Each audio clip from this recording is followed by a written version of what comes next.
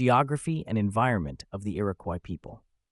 The Iroquois, known for their complex societal structures and profound relationship with the environment, originally inhabited vast regions in what is now the northeastern United States and southeastern Canada. Their territory, traditionally known as the Iroquois Confederacy or Haudenosaunee Confederacy, spanned the modern-day states of New York, Pennsylvania, and parts of Ontario and Quebec. The Iroquois homeland, with its vast forests, rivers, and lakes, played a crucial role in shaping their way of life, culture, and social organization. The geographical landscape of the Iroquois is dominated by the Great Lakes Basin, which is made up of 5 of the largest freshwater lakes in the world, including Lake Ontario and Lake Erie. These bodies of water not only provided abundant resources such as fish and clean water, but also served as vital transportation routes for trade and communication. The surrounding regions were characterized by dense forests, rich in timber, which the Iroquois utilized for building longhouses, weapons, and tools. These woodlands also housed diverse wildlife, including deer, bears, and small game, which were essential for the Iroquois diet and clothing. The natural environment of the Iroquois was rich in biodiversity, offering a wide variety of plant life. The Iroquois were skilled farmers, cultivating crops that formed the foundation of their diet. Corn, beans, and squash, often referred to as the Three Sisters, were their primary crops and were grown together in a symbiotic manner. Corn provided the structure for beans to climb, beans added nitrogen to the soil, and squash spread across the ground, retaining moisture and preventing weeds. This agricultural system was deeply integrated into the Iroquois' culture and provided a stable food supply that allowed their population to grow and flourish. In addition to agriculture, the Iroquois were adept at utilizing the resources of their environment through hunting, fishing, and gathering. The forests offered ample game, such as deer, bear, and beaver, while rivers and lakes provided a wealth of fish, including salmon and trout. The Iroquois also gathered wild plants, berries, and medicinal herbs, ensuring a diverse diet and access to natural remedies for healthcare.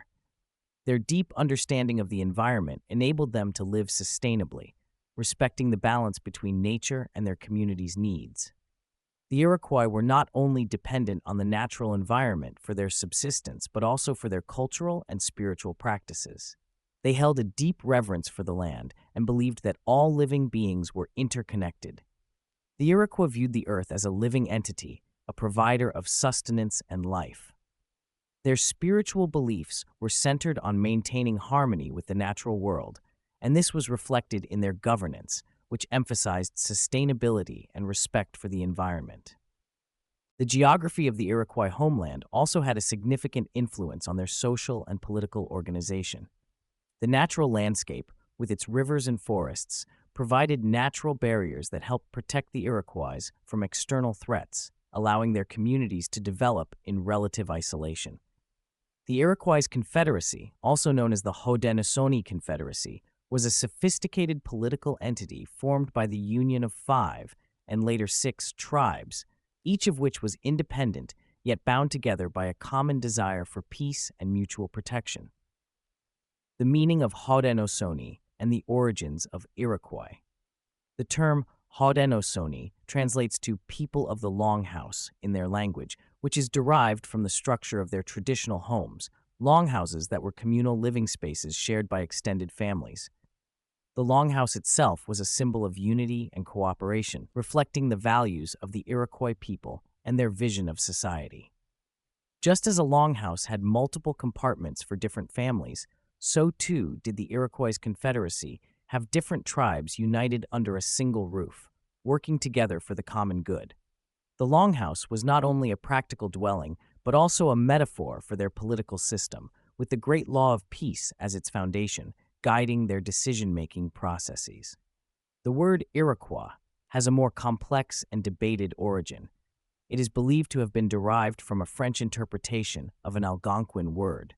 The Algonquin, who were rivals of the Iroquois, referred to them with a word that sounded like Iroquois, and may have meant real adders or terrible people, likely a reflection of the animosity between the two groups.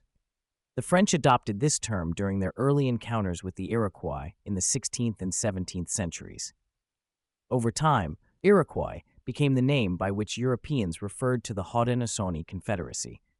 Despite its somewhat negative connotations, the name stuck and has been used historically to refer to the Iroquois people.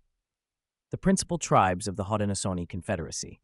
The Haudenosaunee Confederacy, often referred to as the Iroquois League or Iroquois Confederacy, was initially composed of 5 tribes: the Mohawk, Oneida, Onondaga, Cayuga, and Seneca. These tribes were collectively known as the Five Nations.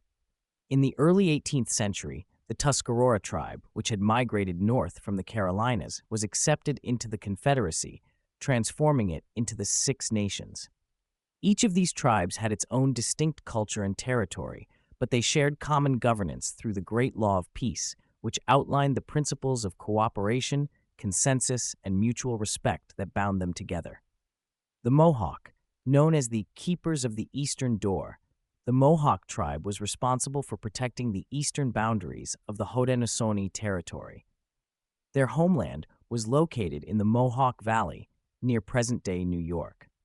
The Mohawk were fierce warriors and played a key role in defending the Confederacy from external threats, particularly from the Algonquin and other neighboring tribes.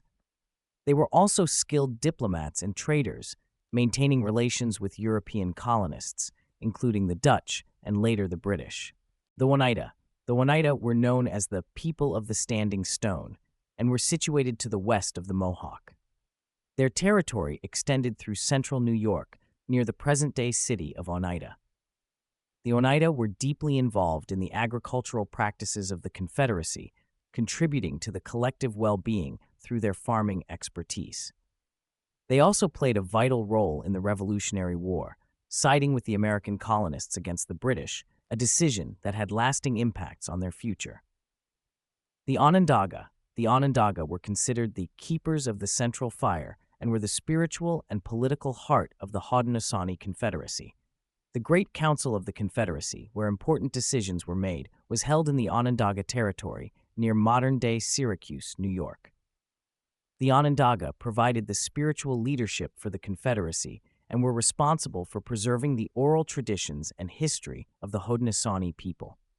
Their central location made them a unifying force within the Confederacy. The Cayuga. The Cayuga, or the people of the Great Swamp, lived to the west of the Onondaga near the Finger Lakes region of New York. They were known for their agricultural prowess and their rich, fertile lands, which supported the cultivation of the Three Sisters. The Cayuga were also skilled hunters and fishermen, taking advantage of the abundant natural resources in their homeland. Their role within the Confederacy was one of providing sustenance and material support, contributing to the overall stability of the Haudenosaunee. The Seneca. The Seneca were the keepers of the Western Door and were the largest and most powerful of the Haudenosaunee tribes. Their territory stretched from the western part of New York to the shores of Lake Erie. The Seneca were known for their military prowess and were responsible for defending the western frontiers of the Confederacy. They played a crucial role in expanding the influence of the Haudenosaunee through warfare and diplomacy, often engaging in alliances with European powers to protect their interests. The Tuscarora. The Tuscarora joined the Haudenosaunee Confederacy in the early 18th century after fleeing conflict with European settlers in the southern United States. Originally from the Carolinas, the Tuscarora migrated north and were welcomed into the Confederacy as the Sixth Nation. Though they were newer members, the Tuscarora quickly integrated into the Haudenosaunee system, contributing to the defense and cultural preservation of the Confederacy. The Iroquois people, or the Haudenosaunee, developed a sophisticated and resilient society deeply connected to the geography and environment of their homeland. Their understanding of nature and their agricultural practices allowed them to sustain large populations, while their political organization, symbolized by the metaphor of the longhouse, promoted unity and cooperation among the tribes. The meaning of Haudenosaunee, as people of the longhouse, encapsulates their values of community and collective governance, while the term Iroquois reflects their interactions with neighboring tribes and European settlers. The six nations of the Haudenosaunee Confederacy, Mohawk, Oneida, Onondaga, Cayuga, Seneca, and Tuscarora, worked together to maintain peace, defend their territory, and preserve their culture, making the Iroquois one of the most influential indigenous confederacies in North American history. The history of the formation of the Iroquois Confederacy, also known as the Haudenosaunee or the League of Five Nations, is a fascinating tale of diplomacy, leadership, and peace-building. It is deeply rooted in the legend of the peacemaker and his companion, Hiawatha, whose mission was to end the centuries-long conflict among the warring tribes and unite them under a shared vision of peace. The Confederacy, built upon the Great Law of Peace, stands as one of the earliest forms of democratic governance and is often considered a model for later political structures, including some aspects of the U.S. Constitution. To understand the magnitude of this achievement, one must look at the chaos that preceded it, the vision of the peacemaker, the role of Hiawatha, and the eventual establishment of the Iroquois Confederacy. The pre-Confederation period, a time of constant warfare. Before the establishment of the Iroquois Confederacy, the northeastern region of North America was in a state of almost perpetual warfare. The five nations that would later form the Confederacy, the Mohawk, Oneida, Onondaga, Cayuga, and Seneca, were constantly embroiled in violent conflicts. These tribes, though sharing a common linguistic and cultural heritage, often clashed over resources, territory, and power. Raiding, revenge killings, and cyclical warfare became common, disrupting trade, agriculture, and social life. The toll of this endless violence weighed heavily on the people, leading to a desire for peace, yet no clear path to achieve it. The region's constant warfare made daily life precarious, with individuals and families frequently displaced or killed. Without a central authority or binding agreements, peace between the tribes was fragile, and small grievances could easily escalate into full-blown conflicts. Generations of warriors were raised with a mindset centered around war, retaliation, and revenge. The constant state of fear and instability left many longing for a solution that could end the suffering. The emergence of the peacemaker. Amidst this chaos, the legend of the peacemaker began. The peacemaker, a figure shrouded in mystery and myth, is said to have been born to a Huron woman, though some accounts suggest he was from the neutral nation. His birth itself was surrounded by miraculous events, and he was believed to be a divinely inspired individual with a mission to bring peace to the warring nations. According to the legend, the peacemaker was driven by a vision of peace and harmony, a stark contrast to the violent world he was born into. He embarked on a journey to spread his message of peace, not through force or conquest, but through diplomacy and reason. His mission was clear: to stop the endless cycle of war and bloodshed and unite the tribes under a common framework of peace. The peacemaker believed that only through unity and cooperation could the nations of the region prosper and live in harmony. Despite his noble intentions, the peacemaker faced enormous challenges. The people of the five nations were deeply entrenched in their ways of warfare, and their leaders were often reluctant to embrace the concept of peace, viewing it as a weakness. However, the peacemaker remained undeterred, confident that his message would eventually resonate with the hearts of the people. Hiawatha, the peacemaker's greatest ally. One of the key figures in helping the peacemaker achieve his mission was Hiawatha, an Onondaga leader who had suffered greatly from the region's constant warfare. Hiawatha had experienced profound personal loss. His wife and daughters were killed in a violent attack, which left him grieving and consumed by sorrow. However, when the peacemaker met Hiawatha, he offered him a way out of his suffering: the vision of a united confederacy where war was no longer the answer to disputes. Hiawatha became the peacemaker's greatest ally, helping to spread the message of peace to the other nations. His eloquence, wisdom, and personal experiences of loss made him a persuasive advocate for the cause. Together, the peacemaker and Hiawatha traveled from tribe to tribe, meeting with leaders and councils, trying to convince them of the value of peace and unity. However, not all leaders were receptive. One of the most formidable opponents to the peacemaker's mission was Tododaho, the chief of the Onondaga. Tododaho was a fearsome leader, known for his cruelty and ruthless tactics in war. According to legend, Tododaho was so consumed by his violent nature that his hair had become twisted into snakes. He was a powerful force of opposition, and many believed that the peacemaker's mission would fail unless Tadodaho could be convinced to join the Confederacy. The transformation of Tadodaho. The turning point in the peacemaker's journey came when he finally confronted Tadodaho. Understanding that Tadodaho held great influence over the region, the peacemaker and Hiawatha knew that they needed his support to achieve lasting peace. Initially, Tadodaho rejected their message, seeing it as a threat to his power and control. However, the peacemaker's persistence, combined with Hiawatha's eloquence, slowly began to wear down Tadodaho's resistance. In a symbolic gesture, the peacemaker and Hiawatha worked together to heal Tadodaho. The legend tells of how they combed the snakes from his hair, restoring him to a state of balance and clarity.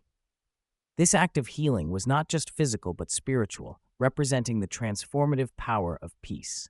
With his mind cleared, Tadodaho finally agreed to join the Confederacy, becoming its leading figure and serving as its first Grand Chief. The Great Law of Peace. With Tadodaho's support, the peacemaker's vision of a unified Confederacy began to take shape. The 5 nations, Mohawk, Oneida, Onondaga, Cayuga, and Seneca, agreed to come together under a shared constitution known as the Great Law of Peace, Iroquois. This law established a framework for governance based on principles of democracy, equality, and consensus. The Great Law of Peace was a revolutionary concept for its time. It created a system of checks and balances, with each nation retaining its sovereignty while also participating in a central council that made decisions for the Confederacy as a whole. Leaders, known as sachems, were selected by the clan mothers, ensuring that leadership was based on merit and wisdom rather than force or heredity. Decisions were made through consensus, with all voices being heard and considered before a course of action was chosen. The Great Law of Peace also laid out rules for conflict resolution, emphasizing diplomacy and negotiation over warfare. The use of violence was only permitted as a last resort, and even then, it had to be agreed upon by the entire Confederacy. This system allowed the Iroquois Confederacy to maintain peace among its member nations for centuries, creating a stable and prosperous society. The symbolism of the Tree of Peace. One of the most enduring symbols of the Iroquois Confederacy is the Tree of Peace, a white pine tree with 4 long roots extending in the cardinal directions. According to legend, the peacemaker planted this tree as a symbol of the unity and strength of the Confederacy. The roots, known as the Great White Roots of Peace, represented the idea that all people who were willing to live in peace could follow these roots and find shelter under the Tree of Peace. The eagle, perched atop the Tree of Peace, symbolized vigilance, watching over the nations and warning them of any impending danger. Beneath the tree, the peacemaker and the leaders of the 5 nations buried their weapons of war, signifying their commitment to peace and the end of violence. This powerful imagery reinforced the values of the Great Law of Peace and the enduring commitment of the Haudenosaunee to live in harmony with one another and with the natural world. Legacy and influence of the Iroquois Confederacy. The Iroquois Confederacy endured for centuries, becoming one of the most powerful and influential political entities in North America. Its governance system, based on the Great Law of Peace, provided a model for democratic principles that would later influence the formation of the United States. Some historians believe that the Founding Fathers drew inspiration from the Confederacy's system of checks and balances, its emphasis on consensus, and its protection of individual rights. The legacy of the peacemaker, Hiawatha, and the Great Law of Peace continues to resonate today. The Iroquois Confederacy still exists, and the values of peace, unity, and democracy that it was founded upon continue to inspire movements for justice and reconciliation. The peacemaker's vision of a world where people could resolve their differences through dialogue rather than violence remains as relevant as ever in a world still plagued by conflict. The formation of the Iroquois Confederacy, under the leadership of the peacemaker and Hiawatha, is a testament to the power of diplomacy, vision, and the human desire for peace. In a time of constant warfare and bloodshed, these 2 remarkable figures succeeded in uniting 5 warring nations under a shared vision of peace and governance.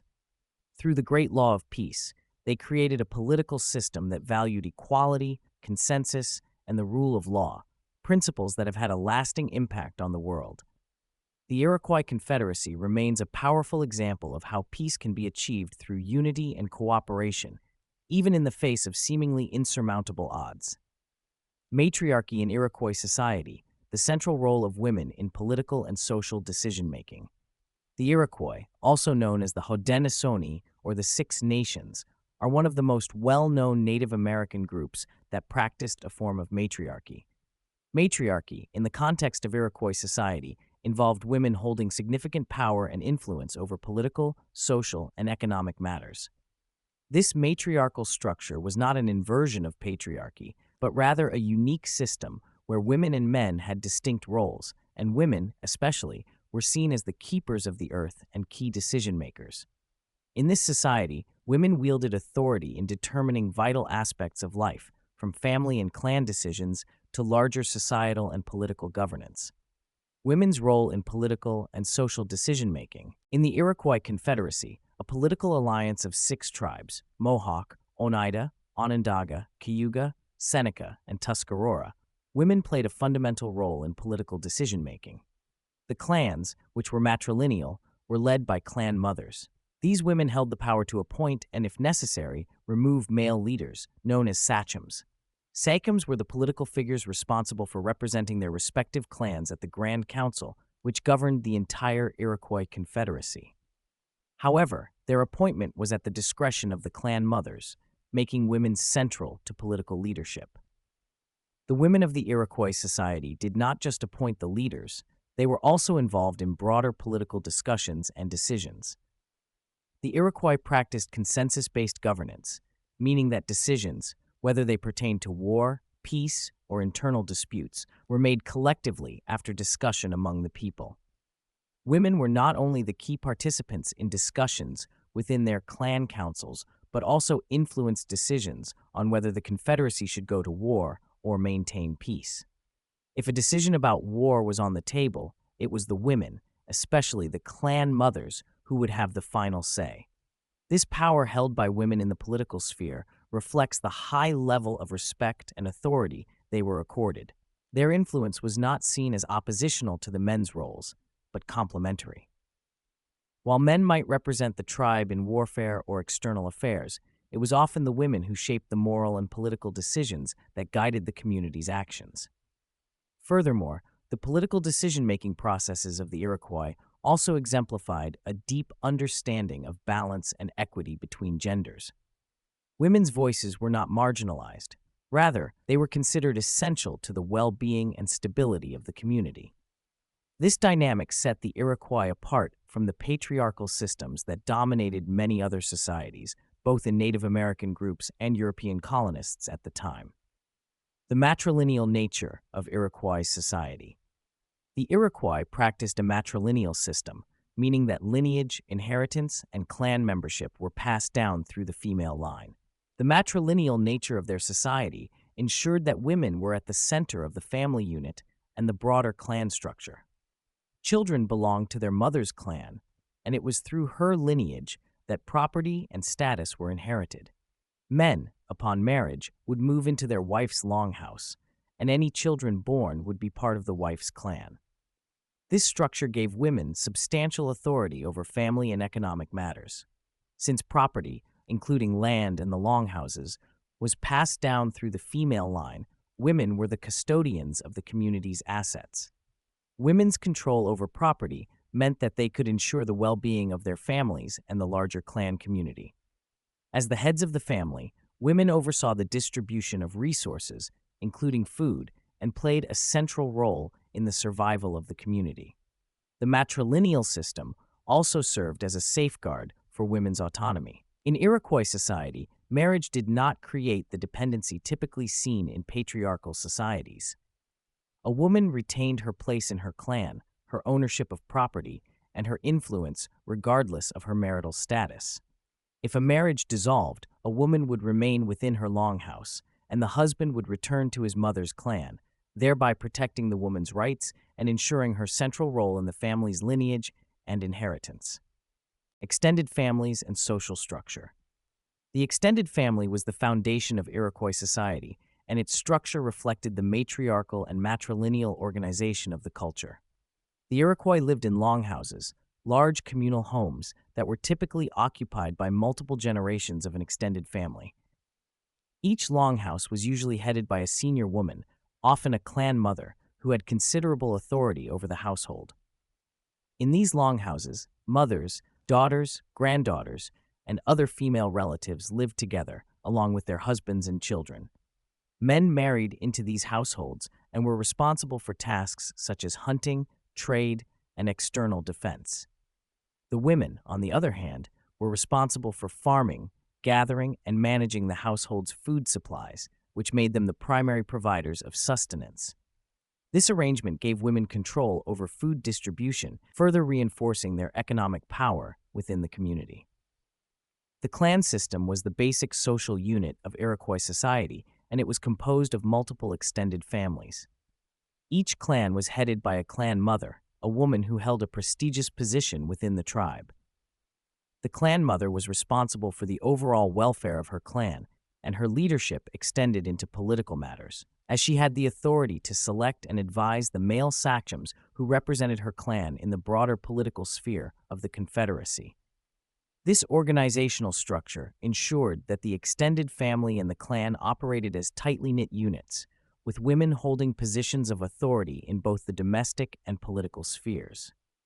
The intergenerational nature of these longhouses fostered a sense of continuity and responsibility, as women passed down knowledge, traditions, and leadership roles from one generation to the next. Clan councils and the role of elders. Clan councils were an essential part of Iroquois governance. These councils included the senior members of the clan, both men and women, and were tasked with making decisions that affected the clan's internal affairs. However, the voice of the women, especially the elders, was often decisive in these discussions. The matriarchs, through their experience and wisdom, guided the council's decisions on matters such as marriage, land use, and resolving internal disputes. In addition to their roles within the clan councils, women also played a prominent role in the Grand Council, which was the governing body of the Iroquois Confederacy. The Grand Council consisted of representatives from each of the clans within the Confederacy. While the sachems represented their clans in this council, it was the clan mothers who had the authority to appoint and remove these leaders. This gave women indirect but powerful influence over the decision-making process at the highest levels of Iroquois governance. Elders, both male and female, held revered positions in Iroquois society. The wisdom of the elders was seen as essential to maintaining the balance and harmony within the community. Women elders, in particular, were respected for their ability to mediate conflicts, guide younger generations, and maintain the moral and social fabric of the society. Their experience and understanding of both family and political matters made them indispensable to the functioning of Iroquois governance. The matriarchy of the Iroquois Confederacy was a sophisticated system that placed women at the heart of political, social, and economic life. The clan mothers and elder women were central figures in political decision-making, having the power to appoint and remove leaders and guide the community's moral and ethical direction. The matrilineal system ensured that women controlled property and lineage, reinforcing their authority within the family and clan structures. The extended families that lived together in longhouses fostered a sense of unity and continuity, with women overseeing the distribution of resources and maintaining the household's well-being. In a broader sense, the Iroquois matriarchy offers an important example of how power and authority can be shared in a way that respects both genders' contributions. Rather than one gender dominating the other, the Iroquois society exemplified a balanced and equitable system where the wisdom and leadership of women were seen as essential to the well-being and governance of the community. The matriarchal structure of the Iroquois stands as a testament to the enduring importance of women's roles in shaping political and social systems that are built on principles of mutual respect, balance, and sustainability. The Great Council, the pinnacle of power within the Haudenosaunee Confederacy. The Great Council, or the Grand Council, of the Haudenosaunee Confederacy, often referred to as the Iroquois Confederacy, stands as one of the most enduring and sophisticated forms of governance ever conceived by indigenous peoples in North America. This council, composed of representatives from each of the 6 nations, Mohawk, Oneida, Onondaga, Cayuga, Seneca, and later the Tuscarora, served as the highest authority within the Confederacy, guiding decision-making, preserving peace, and maintaining the intricate balance of power among the member tribes. It was an institution deeply rooted in democratic principles, autonomy, and mutual respect, long before such ideals were codified in Western political thought. This system of governance not only sustained the unity and sovereignty of the Haudenosaunee for centuries, but also left a profound impact on the development of democratic ideas in the United States, influencing the very foundation of its constitution.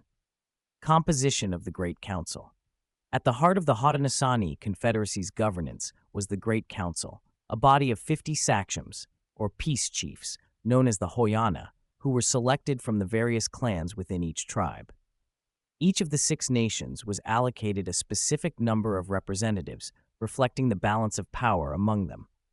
The Mohawks, revered as the keepers of the Eastern Door, were allotted 9 seats, while the Senecas, keepers of the Western Door, held 8. The Onondagas, considered the fire keepers because they held the central position within the Confederacy, were granted 14 seats, with the Cayugas, Oneidas, and Tuscaroras holding 10, 9, and 3 seats, respectively. The selection process of these sachems was deeply rooted in the matrilineal structure of Haudenosaunee society. Unlike many patriarchal systems in which male leaders were chosen by other men, it was the clan mothers who had the authority to nominate, appoint, and if necessary, remove sachems. These women were the guardians of the lineage, and their role in appointing leaders ensured that those selected were committed to upholding the values of peace, consensus, and the welfare of the people. The sachems were expected to lead with humility, patience, and wisdom, prioritizing the needs of the Confederacy over personal gain. The election process and equality among members.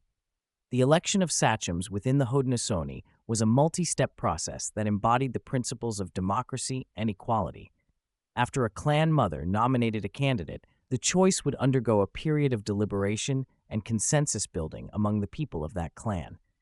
This ensured that leaders were chosen based on their merit, character, and ability to serve the collective good, rather than through coercion or inheritance. Once selected, a sachem was not a sovereign authority unto himself. His power was balanced by the collective will of the council and the community. Every sachem in the Great Council had an equal voice, and decisions were made through consensus rather than majority rule. This process required thorough discussion, debate, and compromise, with the goal of achieving a unanimous decision that reflected the collective wisdom of the council. It was a system that prioritized unity and harmony, seeking to avoid division and conflict among the member nations. The equality among members extended beyond the sachems themselves. Every tribe, regardless of its size or influence, had an equal say in the affairs of the Confederacy. This principle of equality was enshrined in the very structure of the Great Council, where no single tribe could dominate the decision-making process. The consensus-based approach ensured that even the smallest tribe, such as the Tuscarora, could contribute to and influence decisions on an equal footing with the larger tribes, like the Mohawks or Senecas. While the Great Council wielded significant authority over matters that affected the entire Confederacy, such as war, peace, and external relations, each member tribe retained a high degree of autonomy in its internal affairs. This respect for tribal sovereignty was a core element of Haudenosaunee governance. Each nation was free to govern itself according to its own customs and traditions, provided that its actions did not conflict with the collective interests of the Confederacy. This balance between centralized authority and local autonomy is one of the defining characteristics of the Haudenosaunee democratic system. It allowed the Confederacy to remain united in the face of external threats while preserving the cultural and political independence of each tribe. In this way, the Haudenosaunee model of governance was both democratic and federal in nature, predating the federalist structure later adopted by the United States. Central to this system was the idea of respect for individual opinions and the right of every member to participate in the decision-making process. The Haudenosaunee believed that every voice, no matter how small, had value and should be heard. This principle of inclusion extended not only to the sachems in the Great Council, but also to the broader community. Decisions of great importance were often discussed at length with the people, who had the right to express their views and influence the outcome. This tradition of open dialogue and collective decision-making ensured that the leadership remained accountable to the people and that the interests of all were represented. The democratic principles of the Haudenosaunee Confederacy did not go unnoticed by European settlers and the founders of the United States. In the 18th century, as American colonists began to seek independence from Britain and wrestle with the challenges of creating a new government, many turned to the indigenous peoples of North America for inspiration. Among them, the Haudenosaunee stood out as a shining example of how a confederation of independent states could unite under a common government while preserving local autonomy. One of the key figures who recognized the significance of the Haudenosaunee system was Benjamin Franklin. During the Albany Congress of 1754, Franklin proposed a plan for a union of the colonies based in part on the Haudenosaunee Confederacy. He admired the way the Six Nations had managed to live in peace with one another while maintaining their independence, and suggested that the American colonies could learn from their example. While Franklin's Albany Plan was not adopted, the ideas it presented would resurface during the drafting of the Articles of Confederation and the United States Constitution. The influence of Haudenosaunee governance can be seen in several aspects of the U.S. Constitution. Like the Great Council, the U.S. Congress was designed as a representative body where decisions would be made through deliberation and debate. The federal system of government, in which power is divided between a central authority and individual states, mirrors the balance of power between the Great Council and the member tribes of the Haudenosaunee Confederacy. Additionally, the principle of checks and balances, so central to the U.S. Constitution, echoes the Haudenosaunee system of governance, in which the authority of the sachems was checked by the people and the clan mothers. Perhaps the most significant contribution of the Haudenosaunee to American political thought, however, was the idea of liberty and equality. The Haudenosaunee believed that every individual had the right to participate in the decision-making process, and that leaders should govern by consensus, not by force. These ideas resonated deeply with the framers of the U.S. Constitution, who sought to create a government that would protect individual liberties while ensuring that no single person or group could wield unchecked power. The Great Council of the Haudenosaunee Confederacy stands as a testament to the enduring power of democratic governance, collective decision-making, and respect for individual autonomy. For centuries, the Haudenosaunee Confederacy maintained peace and unity among its member nations through a system of governance that prioritized consensus, equality, and mutual respect. This system, which allowed each tribe to retain its sovereignty while contributing to the common good, served as a model for the development of democratic ideals in the United States. The influence of the Haudenosaunee on the U.S. Constitution is a reminder that democracy is not the exclusive invention of Western thought, but has deep roots in indigenous cultures that valued liberty, equality, and the voice of every individual. As we continue to explore the history of democracy, the Great Council of the Haudenosaunee offers a powerful example of how diverse cultures have contributed to the evolution of democratic governance, shaping the world we live in today. The Iroquois people, also known as the Haudenosaunee, have a deeply spiritual and complex religious system that reflects their respect for nature and their belief in a creator and other spiritual forces.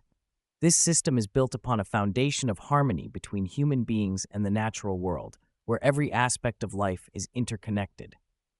Their religious beliefs, rituals, and festivals play a central role in shaping their social and cultural identities. To fully understand their worldview, it is important to explore their reverence for the Creator, their belief in nature spirits, the significance of rituals and festivals in their daily lives, and the cultural importance of maintaining balance between humans and nature. The Iroquois people believe in a single, supreme being known as the Creator, who is responsible for the creation of the world and all living things within it.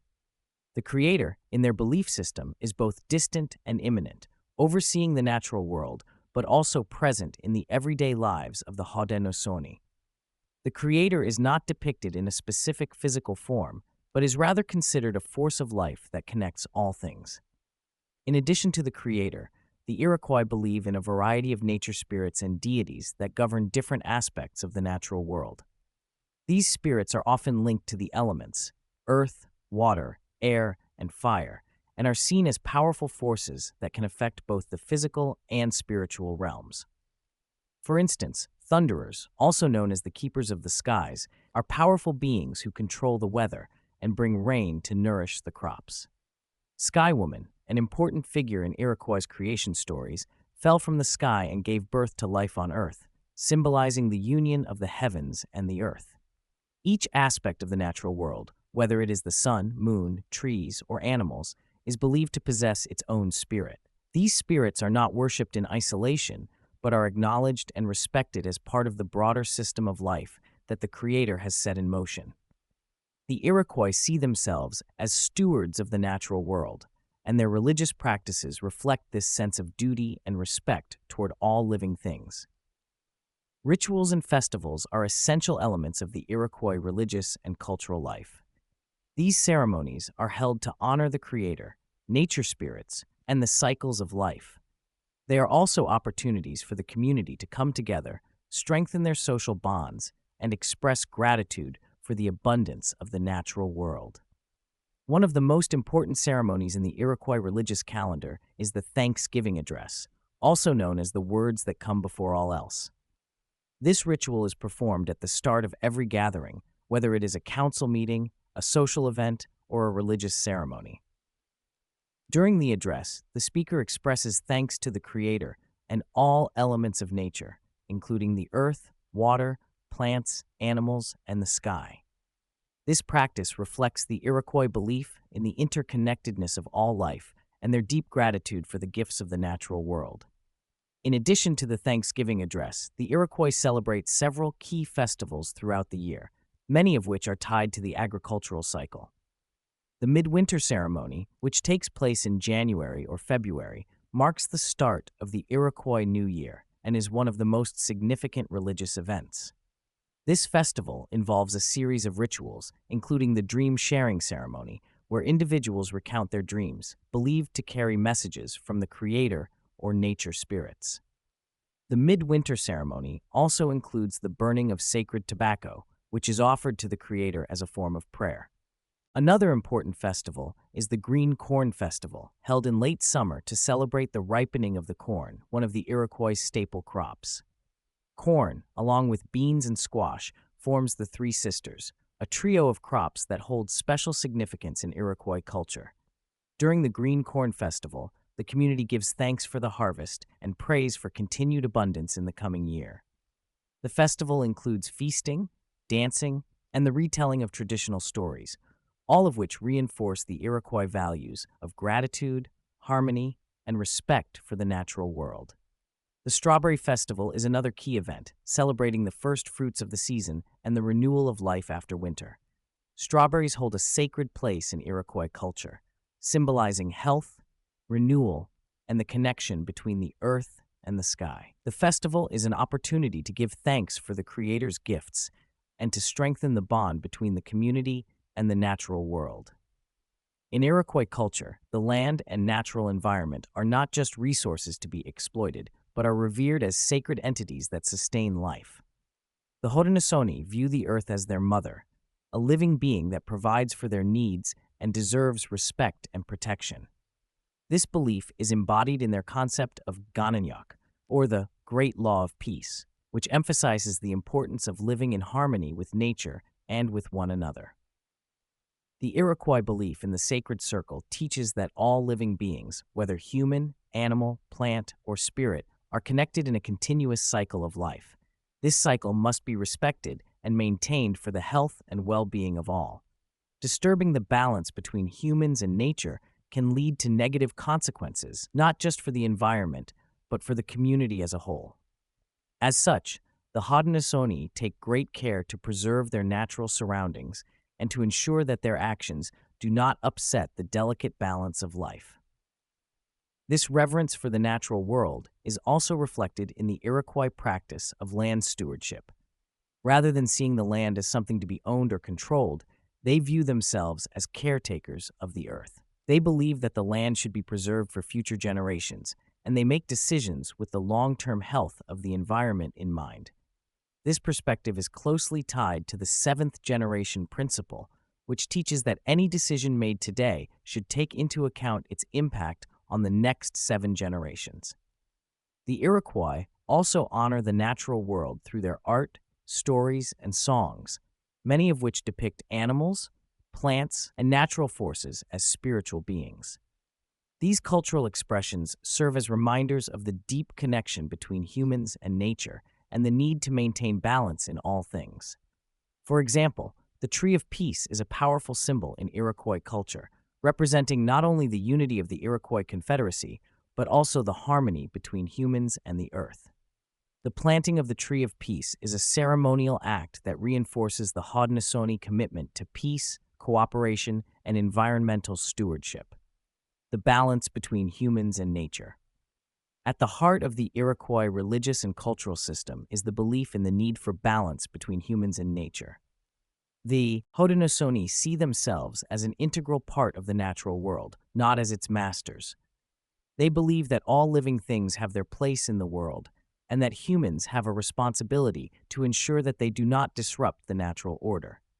This belief in balance is closely tied to the Iroquois concept of reciprocity. Just as the earth provides for the needs of humans, humans must give back to the earth in the form of respect, care, and stewardship. This reciprocal relationship is maintained through rituals, offerings, and everyday practices that honor the natural world. For example, when hunting or harvesting crops, the Iroquois give thanks to the spirits of the animals and plants for their sacrifice, and they take only what they need to ensure that resources are not depleted. The Iroquois also believe that the health of the community is directly linked to the health of the environment. If the land and natural resources are cared for, the community will prosper. Conversely, if the natural world is harmed, the community will suffer. This holistic worldview emphasizes the need for sustainability and environmental conservation, principles that are increasingly relevant in today's world. The religious system of the Iroquois people is deeply rooted in their reverence for the Creator, the natural world, and the spirits that inhabit it. Through their rituals, festivals, and cultural practices, they maintain a strong connection to the land and a sense of responsibility for preserving the balance between humans and nature. In a time when the world faces numerous environmental challenges, the Iroquois belief in harmony with the natural world offers valuable lessons about sustainability, respect, and the importance of living in balance with the earth. Their spiritual practices and worldview continue to influence not only their own communities, but also serve as an inspiration for those seeking to reconnect with nature and live more harmoniously with the environment. The Iroquois people, also known as the Haudenosaunee, have a deeply spiritual and complex religious system that reflects their respect for nature and their belief in a creator and other spiritual forces. This system is built upon a foundation of harmony between human beings and the natural world, where every aspect of life is interconnected. Their religious beliefs, rituals, and festivals play a central role in shaping their social and cultural identities. To fully understand their worldview, it is important to explore their reverence for the Creator, their belief in nature spirits, the significance of rituals and festivals in their daily lives, and the cultural importance of maintaining balance between humans and nature. Belief in the Creator and nature spirits. The Iroquois people believe in a single supreme being known as the Creator, who is responsible for the creation of the world and all living things within it. The Creator, in their belief system, is both distant and immanent, overseeing the natural world, but also present in the everyday lives of the Haudenosaunee. The Creator is not depicted in a specific physical form, but is rather considered a force of life that connects all things. In addition to the Creator, The Iroquois believe in a variety of nature spirits and deities that govern different aspects of the natural world. These spirits are often linked to the elements earth, water, air, and fire, and are seen as powerful forces that can affect both the physical and spiritual realms. For instance, thunderers, also known as the keepers of the skies, are powerful beings who control the weather and bring rain to nourish the crops. Sky Woman, an important figure in Iroquois creation stories, fell from the sky and gave birth to life on earth, symbolizing the union of the heavens and the earth. The Iroquois Confederacy, or Haudenosaunee, is a group of 6 Native American nations consisting of the Mohawk, Oneida, Onondaga, Cayuga, Seneca, and Tuscarora. Their rich cultural heritage encompasses a vast array of artistic expressions, including visual art, music, and traditional crafts. These elements are not merely forms of entertainment, but are deeply interwoven with their spiritual beliefs, social structure, and historical memory. From intricate beadwork and wampum belts to oral storytelling traditions and ceremonial music, Iroquois art and culture provide profound insights into their way of life, spiritual beliefs, and governance. Art in Iroquois society is not purely decorative, but also serves symbolic and functional purposes. Much of their artwork carries spiritual significance, often connected to the natural world. The Iroquois are known for their beadwork, mask making, and pottery, each of which plays an important role in expressing cultural values. Beadwork, in particular, is a prominent form of artistic expression among the Iroquois. It is often seen in clothing, bags, and ceremonial objects. The bead designs are symbolic, representing important cultural stories, spiritual beliefs, and societal values. Patterns in beadwork may depict elements from nature, such as animals, plants, and celestial bodies, which are integral to Iroquois spirituality. The use of beads is not limited to adornment, but is also employed in the creation of wampum belts, an essential element of Iroquois governance and record-keeping. Iroquois mask-making, especially for ceremonial purposes, is another significant art form. Wooden masks, often referred to as false face masks, are used in healing rituals and spiritual ceremonies.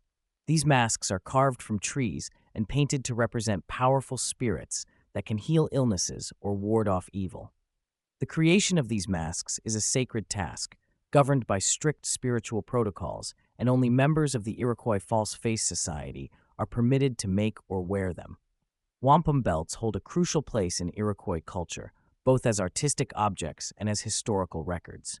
Made from white and purple beads, fashioned from quahog shells, these belts are meticulously woven to depict symbols and patterns. However, their significance extends beyond aesthetics. They are a unique form of communication and governance. Wampum belts were used to record treaties, events, and even laws, serving as a mnemonic device for oral traditions. The beads' arrangement was not arbitrary. Specific patterns or images conveyed important agreements or stories that needed to be remembered accurately. One of the most famous wampum belts is the Hiawatha belt, which symbolizes the unity of the 5 original nations of the Iroquois Confederacy. The belt shows a central tree, representing the Onondaga, surrounded by 4 squares that represent the other nations. The belt serves as a reminder of the Great Law of Peace, the constitution of the Iroquois Confederacy, which established a form of representative government long before European settlers arrived in North America. The wampum belts also played an essential role in diplomacy. They were exchanged at treaties and negotiations, solidifying agreements between different nations or groups. The belts were not merely symbolic, but acted as physical contracts that bound the parties involved to their promises. Because of their importance in recording law and agreements, wampum belts were often stored with care and only brought out for specific ceremonial or diplomatic purposes. While the Iroquois relied on oral history to pass down traditions and laws, the wampum belts provided a visual aid that ensured the accuracy of these transmissions. They were consulted during important council meetings, where the beads would remind the speakers of past agreements and help them maintain continuity in governance. For the Iroquois, oral tradition is the backbone of their cultural preservation. Long before written language became common in their culture, the Iroquois relied on stories, legends, and folklore to pass down knowledge, values, and history from one generation to the next. These stories are more than simple entertainment. They are an integral part of their social fabric, teaching younger generations about their people's origins, spiritual beliefs, and moral values. One of the most well-known stories is that of the Great Peacemaker, who, with the help of Hiawatha, united the warring Iroquois nations and established the Great Law of Peace.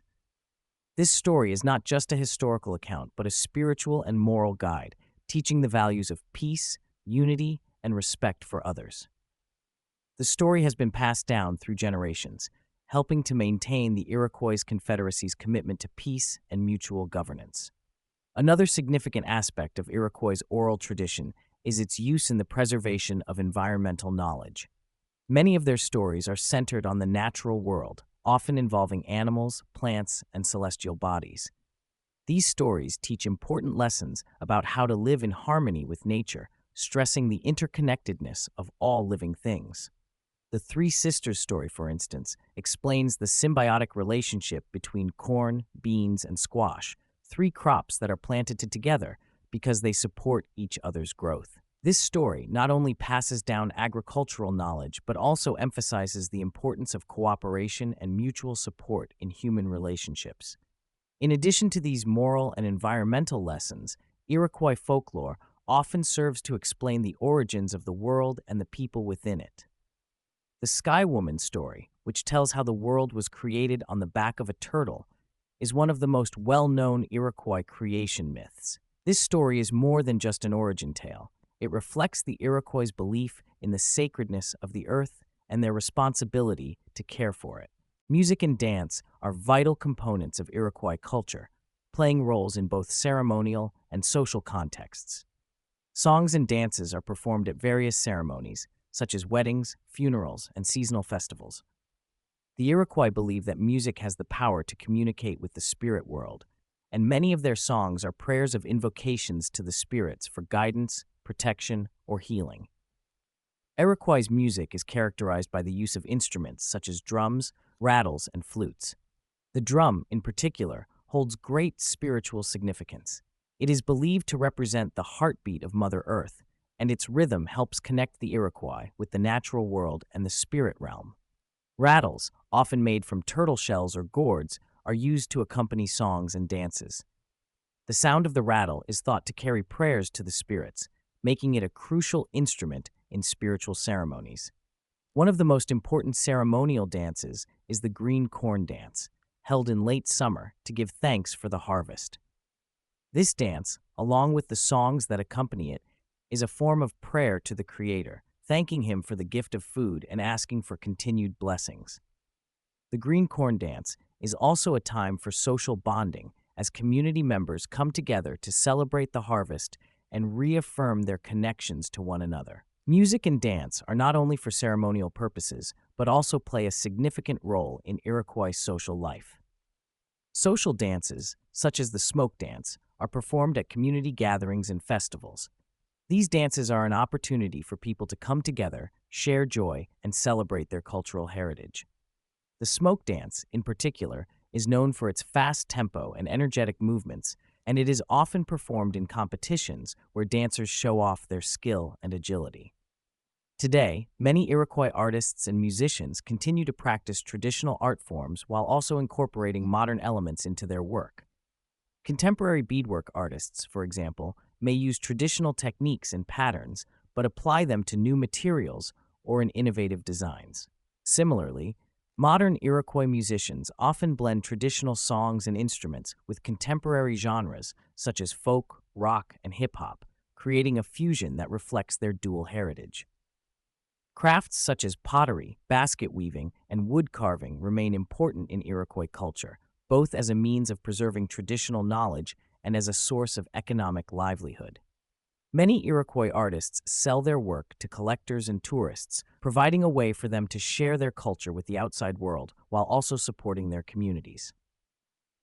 Wampum belts, too, continue to hold significance in Iroquois society. While they are no longer used as legal documents, they remain important cultural symbols. Contemporary Iroquois artists sometimes create wampum-inspired jewelry and artwork, helping to keep this ancient tradition alive. The Iroquois commitment to storytelling, music, and craftsmanship ensures that their cultural heritage remains vibrant. By passing down these traditions through oral history, art, and performance, they continue to preserve their identity and share their values with future generations. Through these cultural practices, the Iroquois not only maintain a connection to their past, but also ensure that their traditions will continue to evolve and thrive in the modern world.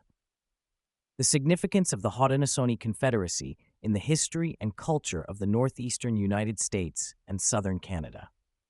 The Haudenosaunee Confederacy, also known as the Iroquois Confederacy or the League of Six Nations, holds a pivotal place in the history and culture of the northeastern United States and southern Canada. Comprising 6 nations, Mohawk, Oneida, Onondaga, Cayuga, Seneca, and later the Tuscarora, the Confederacy is recognized as one of the most enduring alliances of indigenous peoples in North America. Their influence has transcended their geographical boundaries, deeply affecting the social, political, and cultural dynamics of the region and beyond. The Haudenosaunee Confederacy was established by the great peacemaker, Daganoweda, and his disciple, Hiawatha, to end years of intertribal conflict among the original 5 nations. The central objective was to create a unified body rooted in the principles of peace, mutual respect, and shared governance. Central to this effort was the establishment of the Great Law of Peace, a constitution that codified the values and governance structures of the Confederacy. This legal framework is often considered one of the earliest known forms of participatory democracy and has served as an inspiration for many modern democratic institutions. The Great Law of Peace is built upon 3 foundational principles: peace, equity, and justice. It established a system of governance in which decisions were made by consensus, ensuring that the voices of all member nations were heard. Within the Confederacy, each nation maintained autonomy but adhered to the collective decision-making process. The Grand Council, comprising representatives from each nation, would convene to resolve disputes, deliberate on common concerns, and ensure the welfare of the entire Confederacy. One of the most remarkable features of the Great Law of Peace was its emphasis on democratic representation and consensus building. Decisions were not made by a single leader or a ruling class, but through the contributions and consent of all members, with particular attention paid to ensuring that decisions were made in the best interests of future generations. This forward-thinking philosophy is encapsulated in the idea of the 7th generation principle, which urged leaders to consider the long-term consequences of their decisions on the welfare of the next 7 generations. This sense of responsibility and accountability to future descendants resonates with modern environmental and social governance practices. Women held a crucial role in the Haudenosaunee political system, a factor that sets the Confederacy apart from many other societies at the time. The clan mothers, senior women in each clan, had the authority to select and remove chiefs, known as sachems, if they were deemed ineffective or corrupt. This matrilineal system ensured that leadership remained accountable to the community and preserved the values of peace and justice that underpinned the Confederacy. The powerful role of women within the Haudenosaunee governance structure has influenced feminist thought and has been an inspiration for movements advocating for women's rights and gender equality. The Haudenosaunee Confederacy played a vital role in shaping the early history of both the United States and Canada. Their territory, which spanned much of present-day New York, Pennsylvania, Ontario, and Quebec, made them key players in the colonial era. European powers, including the British, French, and Dutch, recognized the strategic importance of forming alliances with the Haudenosaunee, and their ability to navigate and negotiate with these colonial forces speaks to their diplomatic acumen and political sophistication. During the American Revolution, the Confederacy faced significant internal division. While some nations, such as the Oneida and Tuscarora, sided with the American colonists, others, like the Mohawk, allied with the British. This schism had lasting repercussions on the unity of the Confederacy, but it also highlighted their influence and importance as a military and political power in the region. The aftermath of the Revolution saw many Haudenosaunee people displaced from their traditional homelands, with some relocating to Canada. Despite these challenges, the Confederacy has endured, and its cultural and political legacies continue to shape the region. The democratic principles established by the Haudenosaunee Confederacy had a profound influence on the development of the United States Constitution. Founding fathers, such as Benjamin Franklin and Thomas Jefferson, were known to have studied the Great Law of Peace and incorporated aspects of its governance structure into the foundation of American democracy. For example, the idea of federalism, where individual states maintain their sovereignty while being part of a larger union, reflects the Haudenosaunee model of governance. The emphasis on checks and balances, the separation of powers, and the importance of consensus building in decision-making processes are also echoes of the Haudenosaunee political system. However, it is important to recognize that while the Founding Fathers were inspired by the Haudenosaunee model, they did not fully adopt the inclusive and egalitarian principles of the Great Law of Peace, particularly in relation to the role of women and the rights of indigenous peoples. This selective appropriation of democratic ideals underscores the complexities of cultural exchange and the limitations of early American democratic practices. The Haudenosaunee Confederacy has left an indelible mark on the cultural fabric of the northeastern United States and southern Canada. Their contributions to art, music, language, and storytelling continue to be celebrated today.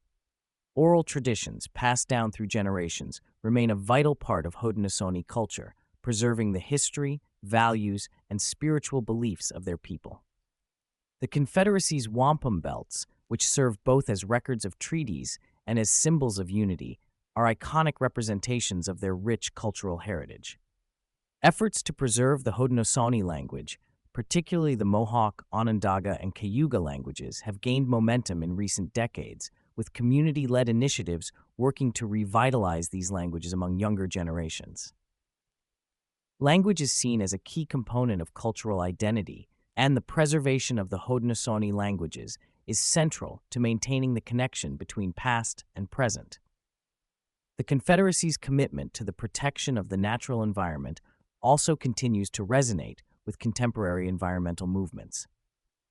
The Haudenosaunee view the earth as a sacred entity that must be respected and protected. This belief in the interdependence of all living things and the necessity of environmental stewardship has found common ground with modern environmentalists advocating for sustainable practices and climate action. The principles of democracy, peace, and sustainability that the Haudenosaunee Confederacy established centuries ago remain highly relevant today.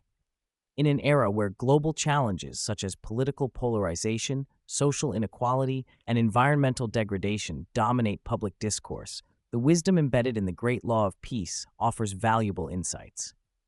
The Confederacy's emphasis on consensus building as a means of conflict resolution provides a model for addressing disputes in a more inclusive and constructive manner.